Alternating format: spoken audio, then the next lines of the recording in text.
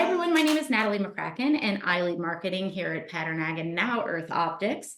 And with me today, I have Gunnar Budvarsson, and he is our business development executive. What we're going to talk about today is the combination of our companies has now given us a brand new tool, and that is the C-Mapper. So that's carbon measurement.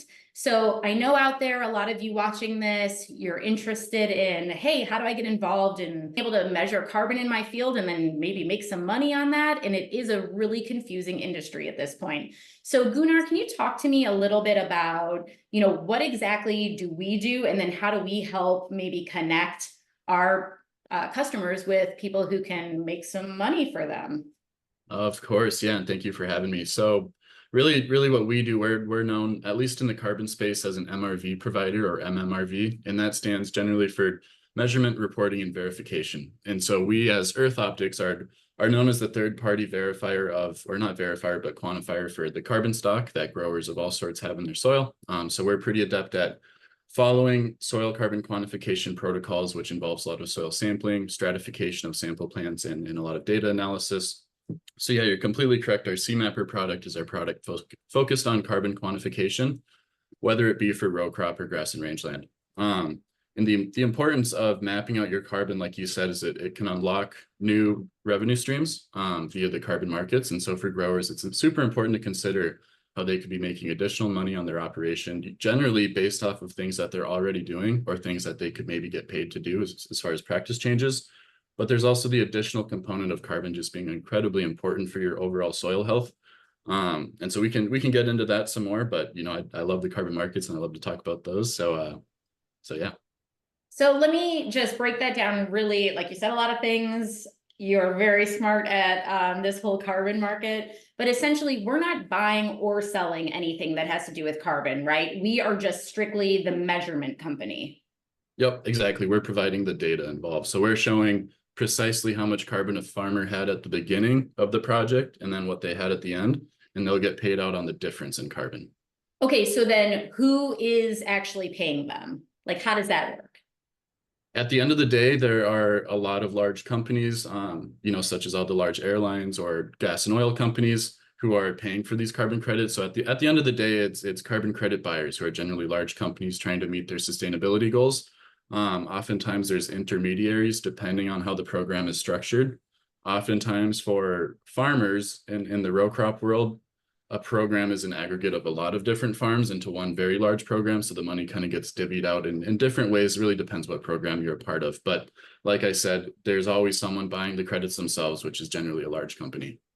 Okay, and so what are some of the pretty standard things that a farmer can do in order to maybe they get 1 year, they get their measurement done. They're like, yeah, it's fine, but there's probably some protocol that I can put in place to up my carbon and therefore make a little bit of extra money here. What are some of those things that they can do? Yeah, there's some kind of key principles that a lot of farmers and ranchers hold to their chest as really the guiding principles for managing soil health. One of which we hear a lot about is cover crops. And so cover crops are a great way to help foster carbon sequestration by keeping your ground covered, reducing the erosion of your topsoil, and having living roots in your ground year round. It's those living roots that are able to essentially move carbon into the soil.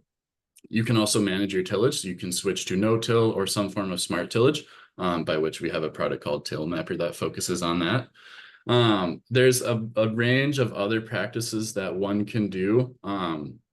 Thankfully, every program generally has a list of the practices that are qualifiers. And so whatever program a farmer is looking at, they can generally look at a really specific list of practices that qualify for the program, but also don't guarantee, but ensure that they're doing everything that they can to foster their soil health and carbon sequestration.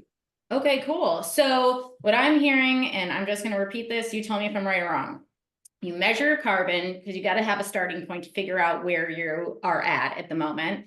You find a program, they're going to have a list of protocols that you could probably improve your carbon or what you need to be doing in order for the qualification of that program. And then once you enroll in the program, it's sort of take it from there. You sort of follow their protocol. You probably have to remeasure with us again, I'm guessing. Is that on a yearly basis? It's generally on the 5th year. There's always a cadence to these projects. They're longer term projects.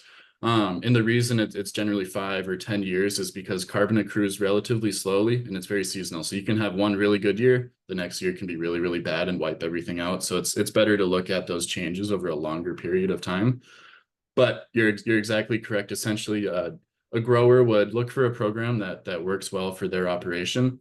And then they would involve themselves in that program. They would hire someone such as ourselves to come out and measure the carbon according to the protocol. The grower doesn't necessarily need to be concerned about that protocol. They just need to be concerned that they're following the practices that give them eligibility for the program. We, as the MRV provider, would handle all of the logistics as far as the data collection. But then once they're in the program, you get a baseline measurement. Oftentimes there's modeling involved to some degree, and sometimes this involves measuring a subset of fields on an annual basis, but generally speaking, we won't come back out until the 5th year, maybe even the 10th year in some cases to resample to get that true up measurement, as we call it. That's awesome. That sounds very doable. And to me, carbon always seems scary. I don't know why. It feels like there's just lots of information out there and maybe some misinformation out there. So thank you so much, Gunnar, for coming on today. As he mentioned, we do have a Till Mapper product. So what that means is talking about sort of smart tillage, that's exactly what that does. If you have not seen the episode that we talk about Till Mapper, please go back and watch the other episode. And thank you so much. Thank you.